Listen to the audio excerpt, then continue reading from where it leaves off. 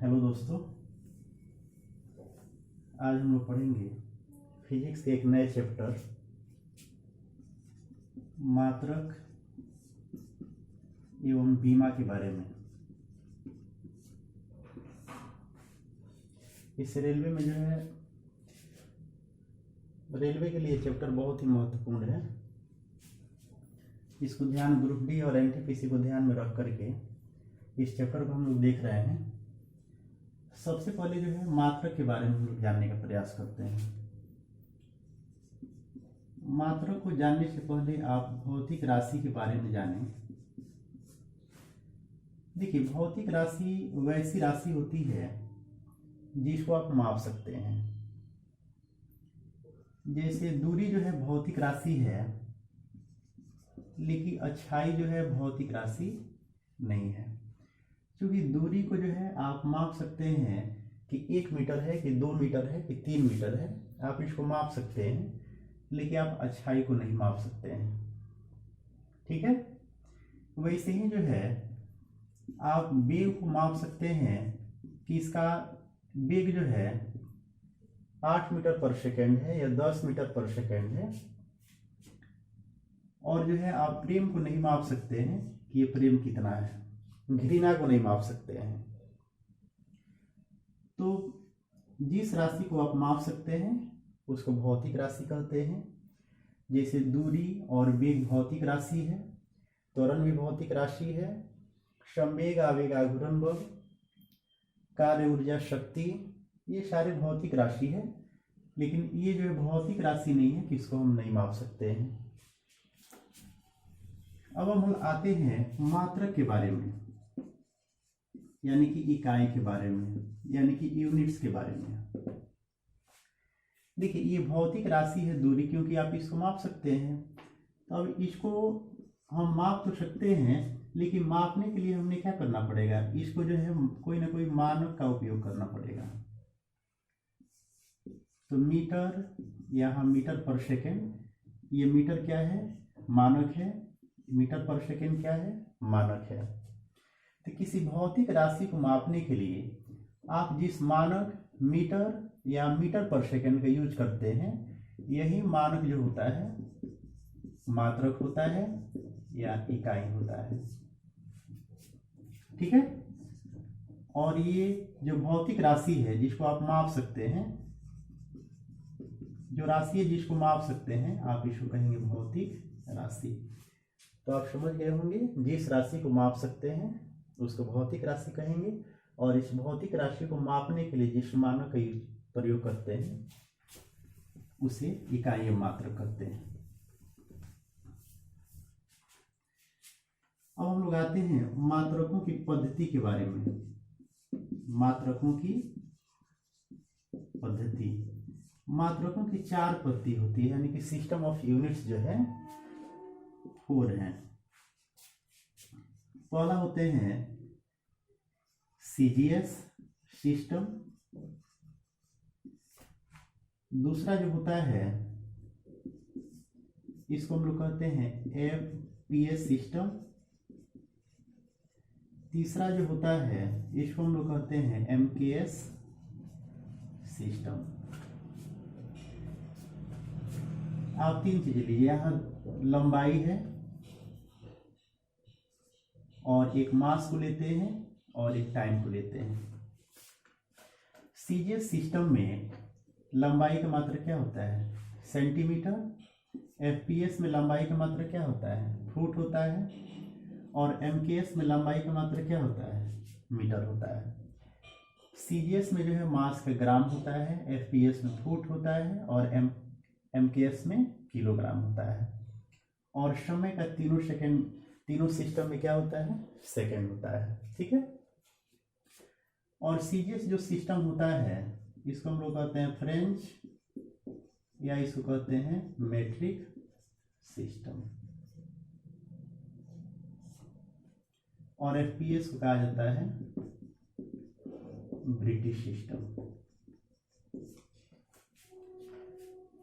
देखिए, अब मात्रकों की जो अलग अलग पद्धति है, ये पूरे विश्व में अगर ये अलग अलग पद्धति जब अगर उपयोग की जाए तो किसी भी डायमेंशन यानी कि बीमा का जो है अध्ययन करने में काफी परेशानी होगा। इसलिए जो है 1960 जो है ईस्वी में माप एवं तौल का जो है एक महासम्मेलन हुआ और उसमें ये निर्णय लिया गया कि एक ऐसी सिस्टम विकसित की जाए, मान्यता दी जाए कि उसको पूरे विश्व में जो है उसको सम्मान्य किया जाए, उसको माना जाए। तो 1960 में ही एक चौथा सिस्टम विकसित हुआ जिसको हम लोग कहते हैं SI, international system of units. तो SI सिस्टम का विकास कब हुआ? 1960 में। जब उस समय विकास हुआ तो इसमें जो है मूल मात्रक 6 थे और जो है संपूरक मात्रक जो है की संख्या जो है 2 था। ठीक है। इसमें 7वें जो मूल मात्रक जो है जिसको हम लोग कहते हैं ज्योति तीव्रता, इसको 1971 में ऐड किया गया। अभी में जो है मूल मात्रक की संख्या कितनी है? 7 है। और संपूरक जो मात्रक है इसकी संख्या 2 थी, अभी भी 2 ही है। ये कौन कौन है? तो एक होता है प्लेन एंगल यानी कि समतल कोण, इसका यूनिट होता है रेडियन, सिंबल इसका सिंबल होता है RAD। और प्लेन एंगल जो होता है ये 2D होता है यानी कि 2 डायमेंशनल होता है। और दूसरा जो संपूरक मात्रक होता है ये 3D होता है, ये होता है सॉलिड एंगल। इसका यूनिट पूछता है, आप जरूर याद रखेंगे। इसका यूनिट होता है ST रेडियन SR। ठीक है। देखिए यहाँ मूल मात्रक एक चीज आ गया। अब इसको हम देखते हैं मूल मात्रक क्या है, यहाँ अध्ययन कर लेते हैं। तो मात्रक के प्रकार में हम लोग पढ़ेंगे। मूल मात्रक 2 प्रकार के होते हैं। पहला जो होता है उसको कहते हैं मूल मात्रक फंडामेंटल यूनिट, और दूसरा जो होता है इसको कहते हैं व्युत्पन्न मात्रक। इसको कहा जाता है ड्राइव्ड यूनिट। और सातों जो है मूल मात्रक कौन कौन है इसको भी हम देख लेते हैं। आप जानते हैं कि 1960 में SI सिस्टम को विकसित किया गया। उस समय मूल मात्रक की संख्या 6 थी और सप्लीमेंट्री यूनिट्स संपूरक मात्रक की संख्या कितनी थी? 2। तो मूल मात्रक जो है ये 7 हैं। कौन कौन से हैं? पहला होता है लंबाई यानी कि लेंथ, इसका यूनिट होता है मीटर। दूसरा जो होता है द्रव्यमान, इसका यूनिट होता है किलोग्राम। तीसरा जो होता है समय, इसका यूनिट होता है सेकेंड। चौथा जो होता है ताप, इसका यूनिट होता है केल्विन। 5वें नंबर जो होता है इसका होता है विद्युत धारा, इसका यूनिट होता है एम्पियर। छठा जो होता है पदार्थ का परिमाण, इसका यूनिट होता है मोल। और 7वां जो है 7 है और इसको 1971 में, जिसको रिलेट करके याद कर लीजिएगा, ऐड किया गया। इसका नाम है ज्योति तीव्रता, इसका होता है कैंडेला। ठीक है। ये 7 जो मूल मात्रक हैं। देखिए मूल मात्रक होता क्या है, ये स्वतंत्र है, इंडिपेंडेंट है। इसके मात्रक को लिखने के लिए किसी भी दूसरे मात्रक का हम लोग सहयोग नहीं लेते हैं, जिनकी संख्या 7 है। यानी कि वे मात्रक जो किसी अन्य मात्रक की सहायता से नहीं लिखे जाते हैं या किसी अन्य मात्रक पर डिपेंडेंट नहीं है, उसी को हम लोग कहेंगे मूल मात्रक, जिनकी संख्या कितनी है? 7।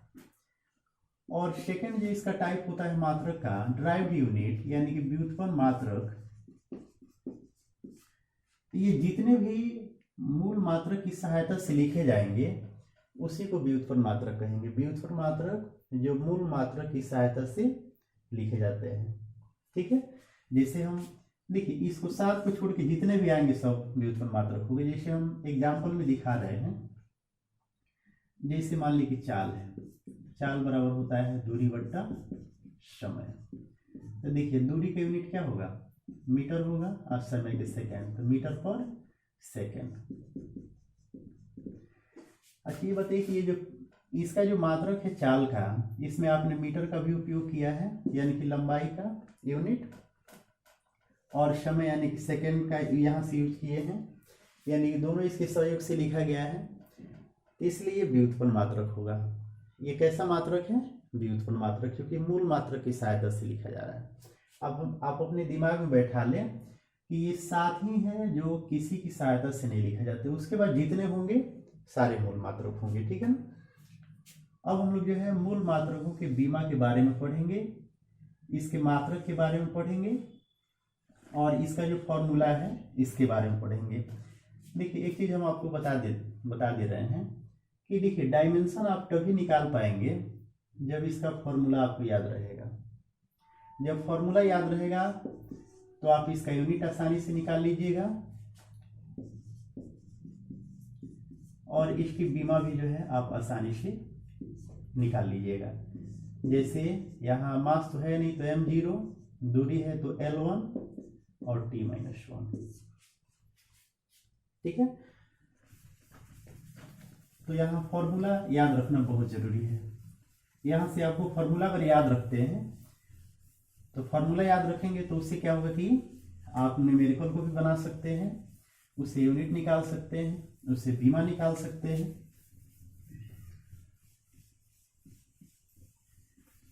आपको बीमा एकदम पूरा कंप्लीट हो जाएगा आज, और किसी तरह का दिक्कत नहीं होगा। देखिए बीमा को लिखने के लिए लंबाई के लिए L यूज करते हैं, चौड़ाई के लिए L यूज करते हैं, ऊंचाई के लिए L यूज करते हैं, गहराई होगा इसके लिए L यूज करते हैं, द्रव्यमान के लिए M यूज करते हैं, समय के लिए आप ये कॉमन है, इसको याद रखिए। देखिए लंबाई, अगर ये लंबाई है तभी L है। अगर मान लो कि इसका चौड़ाई मान लेते हैं कितना है, ये भी एक तरह का दूरी ही है, गहराई भी एक प्रकार की दूरी ही है, ऊंचाई भी एक प्रकार की दूरी है, इसलिए डायमेंशन में इसको L से हम लोग लिखेंगे, और मास को M से और समय को T से। जितने भी रेलवे में डायमेंशन पूछे जाते हैं लगभग आज उसको हम देख लेते हैं। चलिए चाल तो आप देख ही लिए हैं, वेग में आइए। वेग बराबर होता है विस्थापन बटा समय। विस्थापन क्या है, दो स्थानों के बीच न्यूनतम दूरी या निश्चित दिशा में तय की गई दूरी। देखिए विस्थापन एक तरह की दूरी है, लेकिन ये निश्चित दिशा में तय की गई होती है, और जो दूरी जो होता है ये किसी भी दिशा में आप चलेंगे तो दूरी हो जाएगा, यानी कि उसमें अनिश्चित होता है और इसमें निश्चित होता है। अब इसका इकाई जो निकालिएगा तो विस्थापन का होता है मीटर, समय का सेकेंड, तो मीटर प्रति सेकेंड आप इसको ऐसे भी लिखते हैं। इसका बीमा आप लिखेंगे, देखिए बीमा में 3 चीज जरूर दिखेगा, M, L और T। ठीक है, तो इसमें मास तो है नहीं इसके यूनिट में, तो M0 कर देते हैं। समय है इसमें, हाँ इसमें दूरी है तो L1 कर दीजिए, और टाइम का पावर -1 है तो -1 कर दीजिए। पूछेगा कि बे का जो बीमा होता है उसमें मास का जो है पावर क्या होता है 0, दूरी का क्या होता है 1, समय का क्या होता है -1। अब हम लोग देखेंगे त्वरण। त्वरण जो होता है वेग में परिवर्तन बटा समय, यानी कि A बराबर V minus U by T. इसकी इकाई क्या होगी, तो ये वेग है मीटर प्रति सेकेंड, और टाइम है तो सेकेंड, इसका पावर क्या है 1 ऊपर जाएगा तो क्या होगा, बी का मीटर प्रति सेकंड होता है और ऊपर जाएगा तो माइनस में होगा, तो मीटर प्रति सेकंड स्क्वायर। इसकी बीमा लिखिए,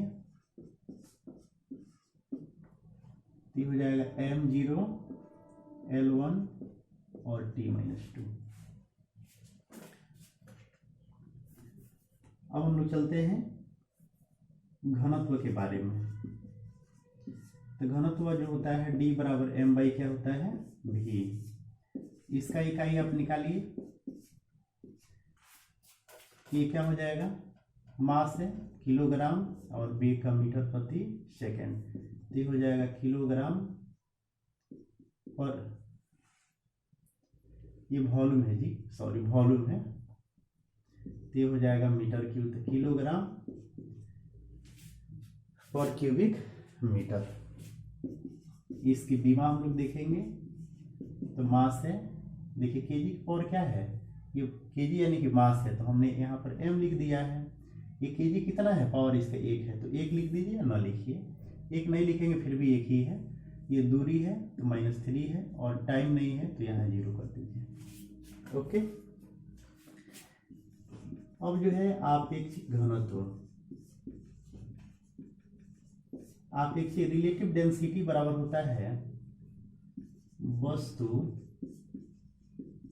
का घनत्व बटा पानी का घनत्व, 4 डिग्री सेल्सियस पर पानी का घनत्व। तो आप थोड़ा सा यहाँ ध्यान देंगे, देखिए ये भी घनत्व है और ये भी घनत्व है, किसी भी चीज का घनत्व है यानी कि घनत्व ही है, तो इसका भी यूनिट लिखेंगे तो किलोग्राम पर क्यूबिक मीटर, इसका भी किलोग्राम पर क्यूबिक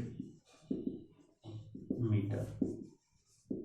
ये बताइए कि दोनों जब ऊपर नीचे सेम रहेगा तो कट जाएगा, यानी कि 0 हो जाएगा। यानी कि आपेक्षिक घनत्व जो होता है डायमेंशन लेस होता है, यानी कि बीमाहीन होता है। ये बहुत बार पूछता है, आप इसको याद रखिएगा।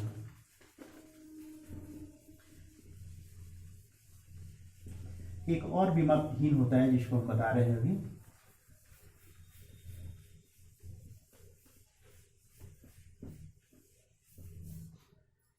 आप पढ़े होंगे एस्टेन के बारे में, विकृति के बारे में। विकृति बराबर क्या होता है, एक्चुअल लेंथ और चेंज इन लेंथ। ये होता है small L by capital L. जैसे मान लो कोई तार है, इसकी वास्तविक ये लंबाई हो गई कैपिटल एल, और जब इस पर आप डिफॉर्मिंग फोर्स लगाएंगे, विरूपक बल लगाएंगे, तो इसमें जो वृद्धि होगा, मान लेते हैं कि ये यहाँ तक हो गया, ये बीच में इतना जो है इंक्रीज कर गया, तो लंबाई में वृद्धि मान लेते हैं कि स्मॉल एल हुआ है, तो यही लंबाई में वृद्धि अब वास्तविक लंबाई, यही विकृति होता है। तो देखिए ये बताइए कि इसका अगर आपसे इकाई पूछा जाए तो इसका इकाई नहीं होगा, क्यों नहीं होगा, ये भी लंबाई है तो मीटर, ये भी लंबाई है तो मीटर, यानी कि 0। ये भी क्या है, बीमाहीन होता है। ओके, एक अब हम लोग देख लेते हैं प्रतिबल के बारे में। ये जो एग्जाम में पूछता है प्रतिबल, एकांक क्षेत्रफल पर लगने वाले बल को प्रतिबल कहते हैं। तो ये क्या हो जाएगा, F बाई A। इसका फॉर्मूला होता है, आप इसको याद रखेंगे। इसकी इकाई अगर आप निकालिएगा तो क्या हो जाएगा, फोर्स का न्यूटन और एरिया का मीटर स्क्वायर, न्यूटन पर मीटर स्क्वायर, यानी कि न्यूटन पर मीटर स्क्वायर। न्यूटन ये क्या है, बल है, तो 1 न्यूटन बराबर क्या होता है, यानी कि F बराबर ma होता है। 1 न्यूटन के स्थान पर किलोग्राम मीटर पर सेकेंड स्क्वायर आप लिख सकते हैं, तो हम लिखेंगे किलोग्राम मीटर पर सेकेंड स्क्वायर, और पर मीटर स्क्वायर पहले से है, तो ये हो जाएगा, इसका पावर 1 है, +1 -1, तो +1 है और -2 है, तो ये क्या हो जाएगा, -1 हो जाएगा। तो किलोग्राम पर मीटर सेकेंड स्क्वायर। इसकी अब बीमा क्या लिखेंगे, इसका डायमेंशन होगा m1 L-1 और T-2। ठीक है। अब हम लोग आते हैं यंग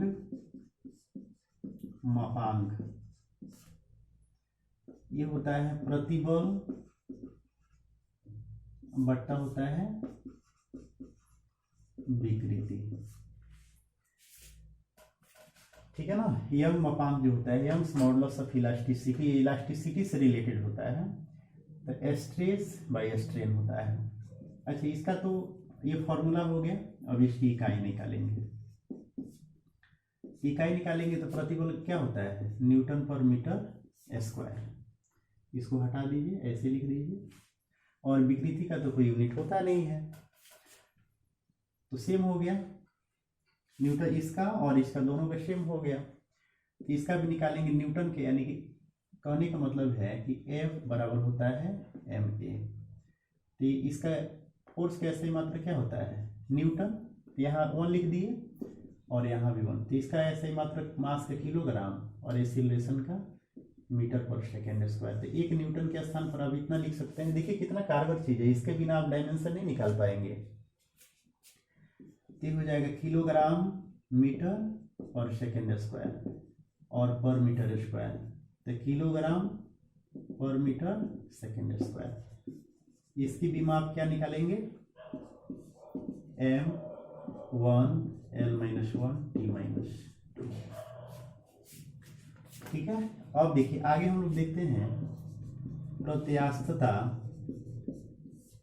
गुणांक, या आप इसको कहेंगे स्थिरांक। देखिए इसके लिए आप जब बुक्स लॉ पढ़ेंगे ना, तो उसमें होता क्या है कि विकृति जो होता है, माने प्रत्यस्थता सीमा में जो विकृति होता है, ये प्रतिबल के अनुक्रमानुपाती होता है। ये हो जाएगा विकृति, और ये जब प्रोपोर्शनल का चिन्ह हटेगा तो कोई ना कोई क्या होता है, स्थिरांक को मानते हैं। और ये जो है प्रत्यास्थता से रिलेटेड है, इसलिए लिख दिए हैं आगे क्या, प्रतिबल। तो E बराबर क्या हो जाएगा, देखिए अब यहाँ E क्या है, जब यहाँ कांस्टेंट को हटाएंगे तो कोई ना कोई स्थिरांक मानेंगे। तो ये क्या है, कांस्टेंट है कि स्थिरांक है। और ये स्थिरांक किससे रिलेटेड है, प्रत्यास्थता से, इसलिए इसको प्रत्यास्थता स्थिरांक या गुणांक कहते हैं। ठीक है। तो प्रत्यास्थता स्थिरांक या गुणांक E बराबर क्या हो जाएगा,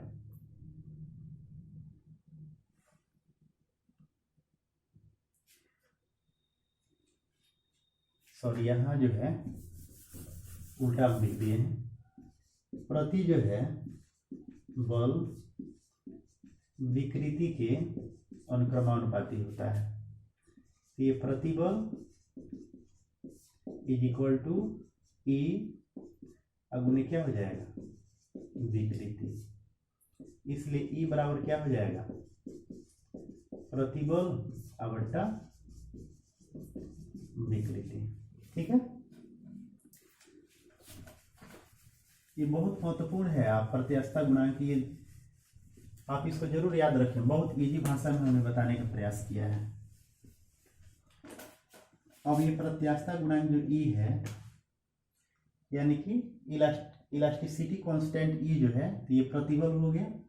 इसका फॉर्मूला तो आपको आ ही गया। तो हो जाएगा प्रतिबल का यूनिट क्या होता है, न्यूटन पर मीटर स्क्वायर। इसका तो कोई यूनिट है नहीं, तो इसका यूनिट हो जाएगा न्यूटन पर मीटर स्क्वायर। क्योंकि देखिए विकृति क्या है, विमाहीन है। L/L होता है, तो लंबाई से लंबाई कट जाएगा। फिर वही चीज आया, तो इसका भी क्या हो जाएगा, किलोग्राम पर मीटर पर सेकेंड स्क्वायर। अब इसकी आप बीमा निकालेंगे तो हो जाएगा m1 L-1 और T-2। कोई दिक्कत। अब एक और देखते हैं हम लोग, बल की देख लेते हैं, बल की बीमा। तो इसका फॉर्मूला होता है F is equal to m into a, यानी फोर्स जो है मास और एक्सीलरेशन का प्रोडक्ट होता है। अब इसकी आप इकाई निकाल लीजिए।